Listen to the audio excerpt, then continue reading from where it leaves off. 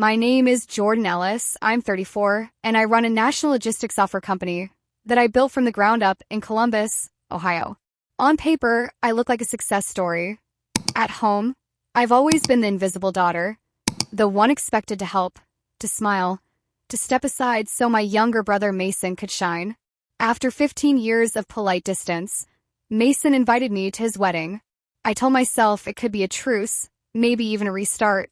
I flew in, dressed down my nerves, and walked into a ballroom full of crystal and expectations. The usher didn't take me to a family table. He led me through a service door, into the hotel kitchen, to a lonely bistro table wedged beside the ice machine. Back in the ballroom, distant cousins had centerpieces. I had a stack of dinner rolls and the hiss of dishwashers. When I asked why, the bride Whitney smiled like a publicist managing bad press and said, "We needed room for important guests." My parents looked away. Mason stared at his plate. They wanted me hidden until they needed me, until someone mentioned a $10 million contract my company could influence. I felt the old ache in my chest, the one that says, "Be a good daughter. Don't make waves." But something colder and sharper rose up instead. If you've ever been told to accept the crumbs while your family dines in the chandelier light, stay with me. I'm about to show you what happens when the quiet one stands up, walks out, and flips the script. If this hits a nerve, drop a comment and subscribe so you don't miss what comes next. The Ellis house in Dayton was a shrine to my father's machine shop and to the boy he believed would inherit it. The walls were framed photos of freshly anodized parts and Little League trophies, a strange collage of torque specs and grass stains. My mother kept everything spotless. Lemon oil on the banister, vacuum lines in the carpet like plowed fields. But the love in the house was not evenly distributed. It pooled around Mason, bright and warm, and trickled toward me in polite reminders to be helpful. I was 8 when I learned how helpful translated. Dad came home smelling like cutting fluid, dropped a greasy lunch pail on the counter, and waved a math worksheet at me. "Kiddo, your brother's stuck on fractions. You're the brain. Make sure he gets it before dinner, okay?" I had my own homework, a diorama due the next day. Mom nodded toward the sink. "Do the dishes first. I need the counter clear." By the time the last plate squeaked, I had 20 minutes to hot glue a cardboard rainforest together. Mason got an A on fractions. I got a nice effort sticker half hanging off the shoebox trees. It was always like that. My wins treated like household chores completed on time. His ordinary milestones toasted like national holidays. When I made the honor roll, the certificate went on the fridge until the next week's grocery list covered it. When Mason made the B team in basketball, Dad bought a camcorder and filmed every layup as if ESPN might call. The first big fracture came in middle school. I qualified for the county science fair with a project on wind turbine blade pitch, tiny balsa blades, a little multimeter measuring volts at different angles. I was so proud of the rig I built that I carried it to the gym like it was glass. That Saturday, the gym reeked of floor polish and nerves, and each table wore a universe. Volcanoes, solar ovens, one kid dissecting owl pellets. I saw Mom and Dad at the door. My heart spiked. I wanted them to see my blade sing.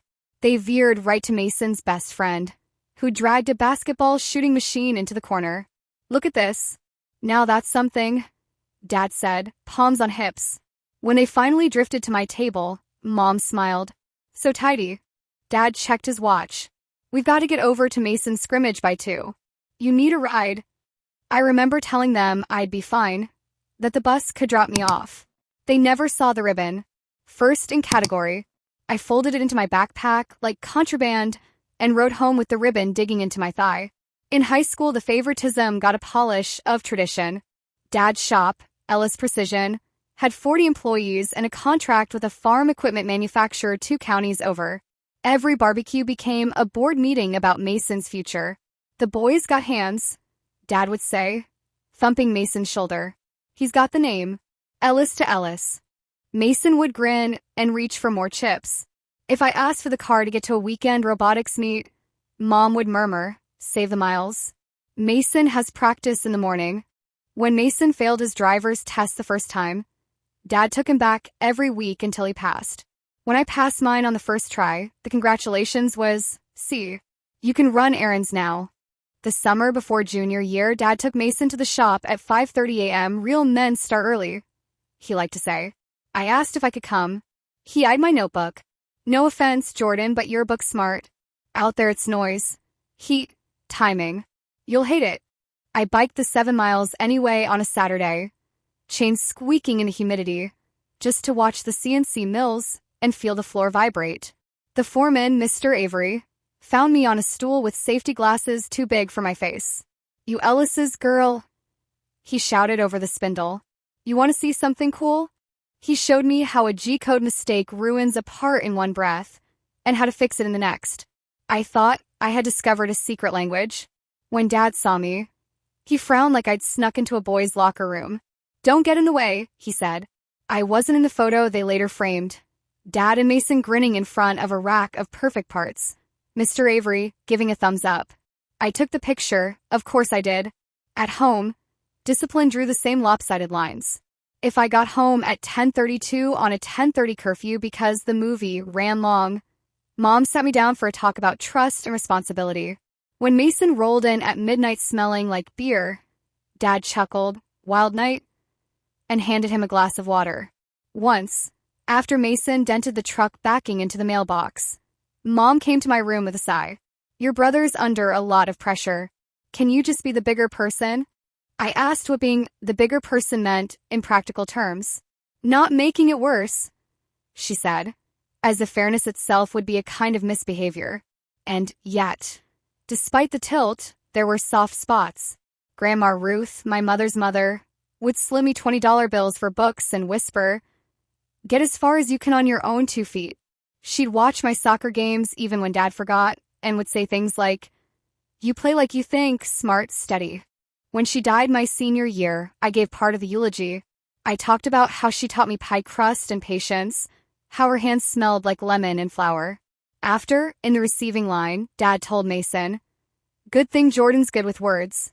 Maybe she'll write your wedding toast one day." It felt like the way people pat a dog that does a trick. Money told its own story.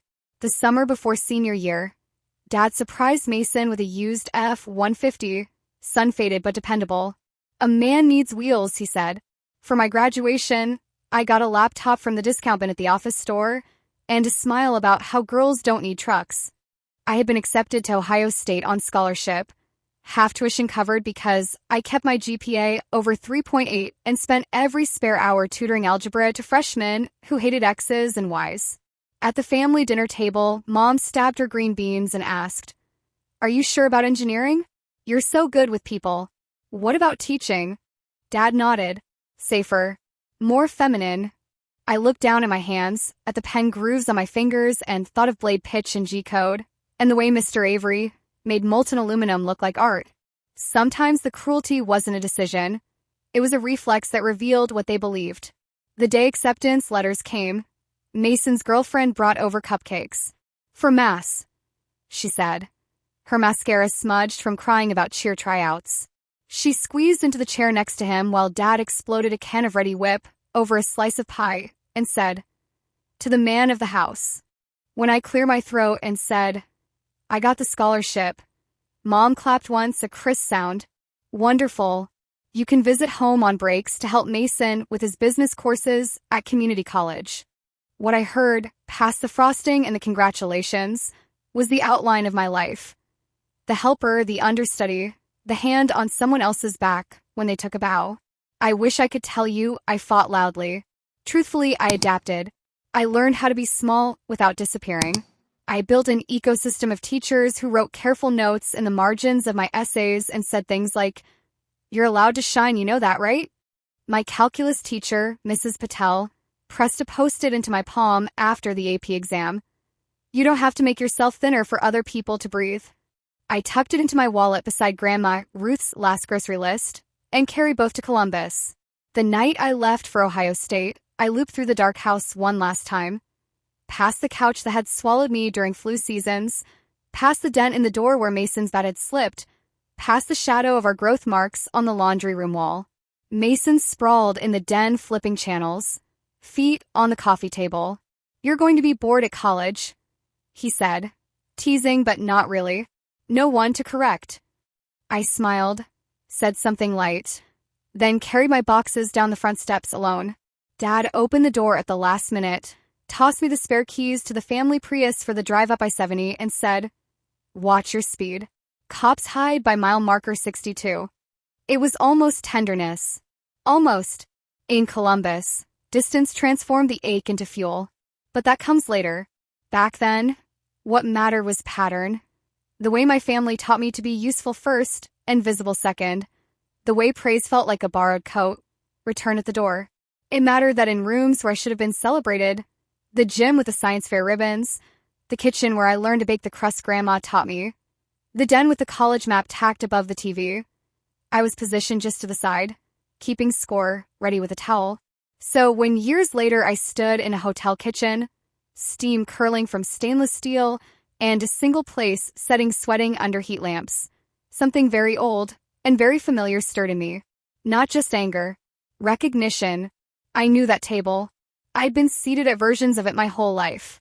If this resonates with your own past, the soft plays of favoritism that feels small until they slice. Tell me in the comments how you recognized it the first time. And if you're new here, subscribe, because the past only matters if it explains the future I chose next. College was my escape, but it wasn't a runway. It was a battlefield. Ohio State was sprawling, loud, and full of kids who seemed to have parents wiring tuition straight from trust funds. I showed up with 2 duffel bags, a scholarship packet, and $300 I'd saved from tutoring. My dorm room smelled like fresh paint and freedom. Still, freedom came with invoices. Scholarships covered half my tuition. The rest was my responsibility. I worked nights at a campus cafe, pouring lattes until 2 a.m., then shelving books at the library on weekends. There were semesters when my meal plan ran out, and I survived on discount bagels and whatever free pizza clubs handed out during recruitment drives. Meanwhile, Mason stayed home. He enrolled at the local community college, dropped classes when they interfered with basketball nights, and still my parents praised his entrepreneurial spirit. Dad brought him into the shop part-time. They printed business cards, Mason Ellis, future operations manager, like a prophecy. I sent home my GPA report once, a 3.9. No one mentioned it. When Mason landed a C+ in intro to business, they clapped. He's finding his footing, Mom said. I bit my lip hard enough to taste iron. I pushed harder. Sophomore year, I earned a research assistant position in the engineering department. The stipend barely covered textbooks, but it put me in rooms where people discussed ideas bigger than torque specs. I coded late into the night, running simulations until my eyes blurred, then crashed in classrooms between lectures. Sacrifice wasn't dramatic, it was a steady erosion. My social life shrank. Relationships sputtered because dinner dates couldn't compete with deadlines. When my friends went to football games, I went to the cafe, sliding cappuccinos across sticky counters, telling myself that one day I'd buy my own tickets. Graduation loomed with a cliff edge. Either find a job that paid enough to chip at loans, or watch the dream crumble. I interviewed with 3 firms, each time wearing the same thrift store blazer with its frayed cuffs. The rejection emails piled up like unpaid bills. Finally, a tech startup in Columbus offered me an entry-level role, barely above minimum wage, but it was oxygen. The office was a warehouse with folding tables for desks and wires like spaghetti across the floor. I loved it. We were building something, even if none of us slept. The sacrifices multiplied. I lived in a studio no larger than my childhood bedroom, with a radiator that hissed like a snake and neighbors who argued through thin walls. Dinner was often ramen eaten over code, but I was learning fast. Databases, APIs, the skeleton of software that could change how companies moved goods. I remember sitting on milk crates at 3 a.m. with the 2 co-founders, brainstorming logistic solutions while rain leaked through the warehouse roof. It felt like magic, even when it was miserable. Mason, back home, was given keys to the family truck and a salary from the shop before he'd earned either. Dad let him experiment with management, which meant shorter hours and mistakes covered by older employees. I'd come home for holidays, bone-tired, and hear about Mason's potential. At Christmas, Dad raised a glass to him, to the future of Ellis Precision. I sat quietly, my own achievements invisible, but invisibility made me sharper. Each dismissal was sandpaper against my resolve. By 27, I had saved enough to launch my own company. I took out a small loan, pulled in 2 partners from the startup, and leased another drafty warehouse. We worked like possessed people, coding, selling, troubleshooting. I slept on an air mattress in the office some nights. The hum of servers my lullaby. I missed birthdays, skipped vacations, lost touch with friends. Every sacrifice felt brutal, but each small victory was mine. First client, first profit, first hire. I built something out of sweat and hunger that no one could hand me or take away. When I finally hit a milestone, series of funding that valued our company in the millions, I told my parents. Mom said, "That's nice, dear. Are you seeing anyone?" Dad asked if I could advise Mason on bringing innovation to the shop. They couldn't see me, but I was finally learning to see myself. And that clarity, honed through years of sacrifice, would later meet its test in the most humiliating and pivotal moment of my life. Mason's wedding. The wedding invitations arrived like an ambush. Heavy cardstock with gilded lettering that screamed old money. Mason and Whitney James. The James name wasn't foreign to me.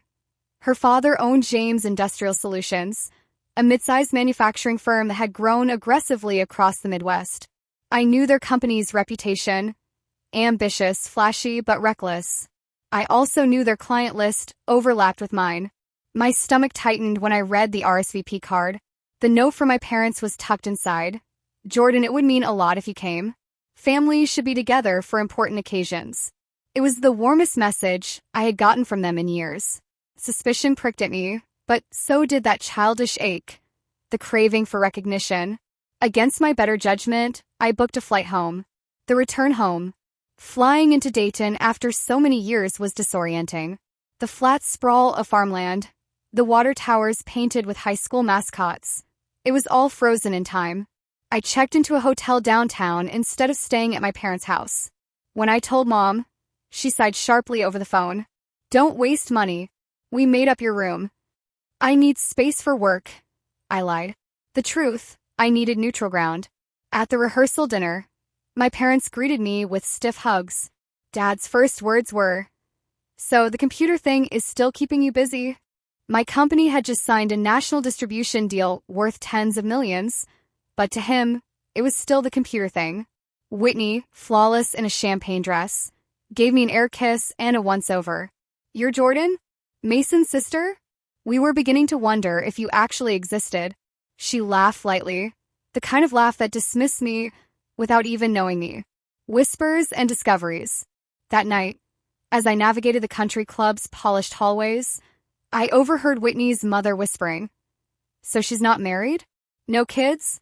Mason said she runs some company, but Harold checked, nowhere near our scale. Whitney chuckled. "Perfect. They'll use her as decoration. Makes the family look diverse." The word sliced deeper than I wanted to admit. Decoration. That was my role. Paraded when useful, hidden otherwise. The next morning, an old friend from high school, Lisa, met me for coffee. She worked as an accountant and leaned across the table, voice hushed. "Jordan, do you even know what's happening? Your parents' shop is drowning. They've taken loans just to meet payroll. This wedding? It's a business merger, not romance. The James family is throwing them a lifeline." Pieces clicked into place. Mason's desperate phone call, my parents' sudden warmth, Whitney's calculated smile. They wanted me there to bolster appearances, to parade me as the successful Ellis, so the James family could brag about the alliance. That same day, I received an email from my CFO. A major client, Vertex Logistics, was finalizing a vendor contract. On the short list, James Industrial Solutions. The contract was worth $10 million. My influence over the final decision was significant. Suddenly, I wasn't just decoration. I was leverage. The ceremony. The church was lavish, dripping with roses and crystal. I wore a deep navy gown, elegant, not flashy. An usher with a clipboard frowned at my name. Not on the immediate family list. Extended family seating is this way. He led me to the back. Distant cousins I hadn't seen in a decade were seated closer to the altar than I was. I sat through the vows with a tight jaw, watching Mason avoid my eyes, watching Whitney recite lines like she was auditioning for royalty. When they kissed, applause filled the church. My hand stayed cold in my lap. The reception, at the ballroom, chandeliers spilled gold across the tables. I scanned the seating chart for my name. A wedding staffer with an earpiece approached. "Miss Ellis, follow me." We passed rows of tables, each set with crystal and orchids. She kept walking, straight to a service door. I froze. "This can't be right." "No mistake," she said briskly, pushing the door open. Inside, the hotel kitchen. Steam rose from vats of sauce. Dishwashers clattered. In the corner, a table for one was shoved against the wall, beside a rack of trays. A single-place card, Jordan Ellis. Humiliation burned through me. The noise of pots and the sting of bleach replaced the music and laughter outside.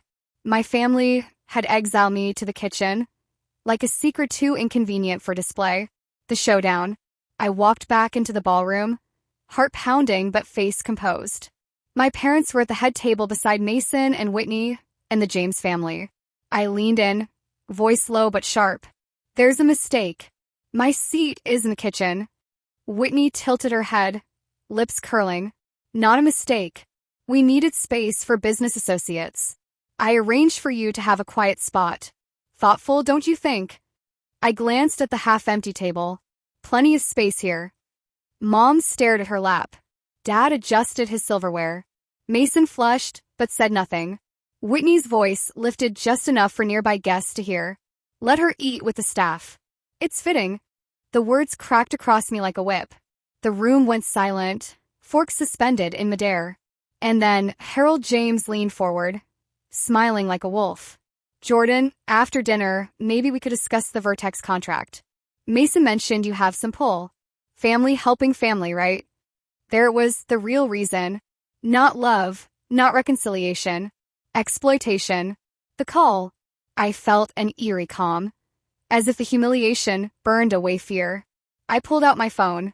"What are you doing?" Mom hissed. I dialed my CFO.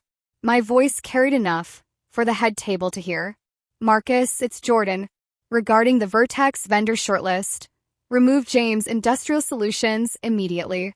Their practices don't align with our values." "Yes, confirm it now." Gasps rippled. Whitney's smile froze. Harold's face turned crimson. Mason's fork clattered onto his plate. "You can't do that," Harold sputtered. "I just did," I said. "And by the way, Kyle," I turned to my brother, "you might want to change your work email password. Using Mason 1990 baseball to conspire with James Industrial about manipulating my connections? Sloppy."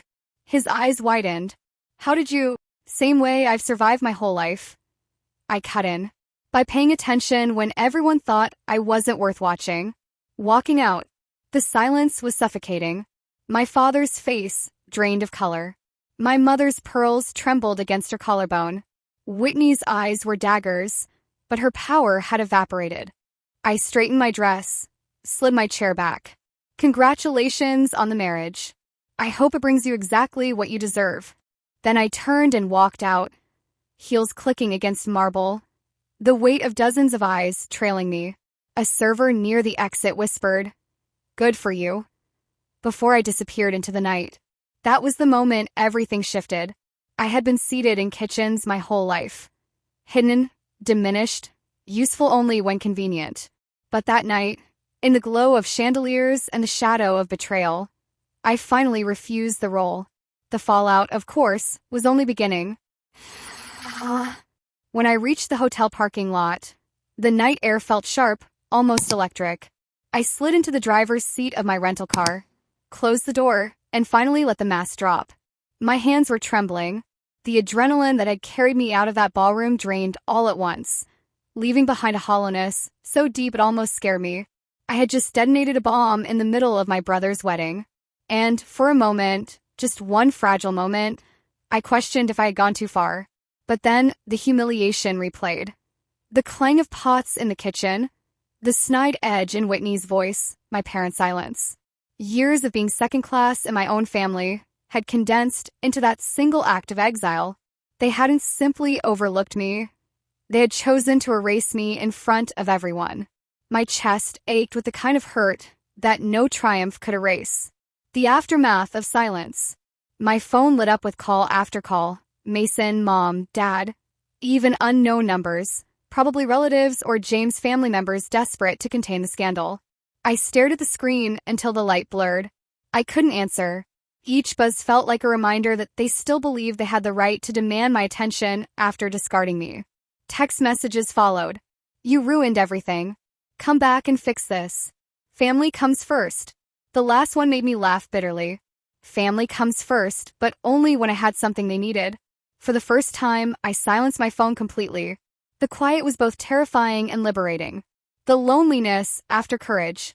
Back in my hotel room, I sat on the bed, staring at the city skyline. The truth hit me hard. I had no one here. My parents wouldn't come knocking. Mason wouldn't apologize. Extended relatives would gossip, painting me as dramatic or ungrateful. The loneliness pressed in like a weight. I thought of Grandma Ruth, how she used to slip me money and tell me I was worth more than they let on. She would have been proud tonight, I told myself. But even that comfort carried a sting, because she wasn't here to say it. Tears came then, hot and unstoppable. Not just for the wedding, but for every kitchen table I had been assigned to in life. Every dismissal, every small theft of recognition. They all crashed into me at once, and I cried until my throat was raw. A shift inside. Somewhere between sobs and silence, I realized something important. Courage doesn't feel good in the moment. People imagine it as power, as triumph. But in reality, courage feels like standing barefoot on glass. It's sharp, painful, and lonely. Walking out had freed me, yes, but it had also stripped away the last illusion that my family might one day see me differently. And yet, that stripping was necessary, because beneath it, something steadier remained. The truth that I could survive their rejection. I had been surviving it for years. Tonight just made it official. Glimpses of solidarity. Before I drifted into restless sleep, I remembered the server who whispered, "Good for you," as I left. Just 4 words, but they anchored me. It reminded me that my humiliation wasn't invisible, and my resistance wasn't meaningless. Someone had seen, and someone had recognized the injustice. Maybe I wasn't as alone as I thought. The next morning, when sunlight pushed through the curtains, my eyes were swollen, but my chest felt lighter. Pain lingered, yes, but underneath was something sturdier. Resolve. I knew the fallout would be ugly, but I also knew there was no going back. I had finally chosen myself. What came next, revenge, resolution, transformation, would be written on my terms. The morning after, I expected regret to gnaw at me. Instead, there was clarity, like waking after a storm to find the world scrubbed clean. I showered, put on a blazer, and walked out of the hotel lobby as if I hadn't just detonated a wedding the night before. By the time I reached the airport, my phone was buzzing again. Voicemails from my parents, frantic messages from Mason. I ignored them all. What mattered now was not patching up old wounds, but deciding what to build in their place. The breaking point becomes leverage. Back in Columbus, my office felt like armor. My team greeted me with updates on product launches, on client contracts. Life moved forward as if my family implosion was just a footnote. But that Vertex contract, that was the pivot. Removing James Industrial had consequences. Harold James tried calling my board members, hinting that I was vindictive. But I had documentation, emails from Mason conspiring with him, attempting to manipulate me. I had receipts, literally. I leaked nothing, but I let it be known, quietly, in the industry circles that mattered, that James Industrial couldn't be trusted. Word spread fast. By the end of the quarter, 2 other clients pulled out of deals with them. The James empire wasn't collapsing overnight, but its foundation was rotting. Mason's plea. A week later, Mason showed up in my office lobby, pale and drawn. My assistant tried to send him away, but I waved him in. He sat across from me, shoulders hunched. "You didn't have to destroy us," he said, voice cracking. "I didn't destroy you," I replied evenly. "I stopped you from using me.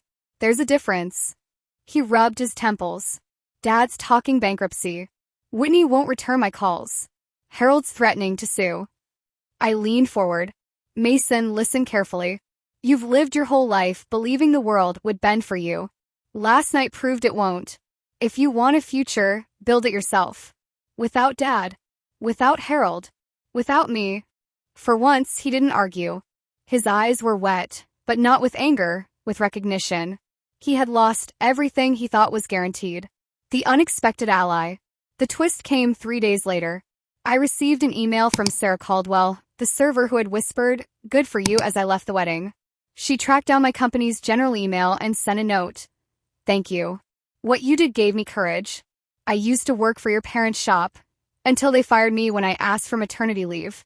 If you ever need an accountant who knows how to fight, I'd love a chance." Her words hit me harder than she knew, because in her story I saw my own. Undervalued, dismissed, discarded. I called her that afternoon. Within weeks, Sarah was on my payroll, not carrying trays but managing books. She turned out to be one of the sharpest hires I ever made. Revenge, I realized, wasn't just about taking something away. It was about giving opportunities to those my family had trampled. Each person I lifted up became part of my quiet retaliation. A calculated move. 6 months later, James Industrial was floundering. Their expansion projects were frozen. Rumors of layoffs filled trade publications. That was when I made my boldest move. I bought one of their struggling facilities, a plant in Indiana, through a holding company. The deal barely made headlines, but in boardrooms people noticed. I didn't just buy it to grow my empire. I staffed it with displaced employees, some from James Industrial, some from Ellis Precision, my family shop. Men and women who'd once watched my parents and Harold James play favorites now had steady jobs with fair pay. For me, it was personal justice disguised as corporate strategy. The family's collapse. Ellis Precision filed for bankruptcy within the year. The shop was auctioned, the sign bearing our name taken down. Mom sent me a letter, handwritten, shaky, apologizing. Dad never did. Mason, though, emailed me from Denver, where he had taken a job with a renewable energy startup. "You were right. It's terrifying starting over, but at least it's mine." Whitney? She broke off the marriage weeks after the wedding fiasco. Social media painted her as a victim of my outburst. But within months, she was photographed on the arm of another heir. She had moved on, as people like her always do. The twist no one expected. Here's the twist. My revenge wasn't the kitchen walkout, or even the contract I pulled. The real revenge was thriving so loudly, so undeniably, that my family's old narratives, Jordan's the helper, the background character, died on their own. Because in the end, they didn't just lose me. They lost the chance to ever claim me again. When the town paper ran the headline, "Local Daughter Brings 200 Jobs Back to Dayton," they weren't talking about Mason. They weren't talking about my father. They were talking about me. And this time, there's no kitchen to hide me in. I had turned humiliation into leverage, betrayal into strategy. My family had written me off as expendable. Instead, I rewrote myself into the story as the author, not the footnote. 2 years have passed since that wedding night, and the echoes of clinking glasses and whispered betrayals no longer haunt me. My company is stronger than ever. My team is loyal. And the community that once overlooked me now thrives because of the opportunities one created. The Ellis name, once tied to a crumbling shop, has been reborn, not through inheritance, but through perseverance. When I think back to that lonely table in the hotel kitchen, I don't feel shame anymore. I feel gratitude, because that humiliation forced me to draw a line in the sand, to finally stop asking for a seat at a table that was never meant for me. Instead, I built my own, and filled it with people who value respect over appearances, substance over show. What about you? What would you have done in my place? Share your thoughts in the comments, and don't forget to subscribe for more stories about finding strength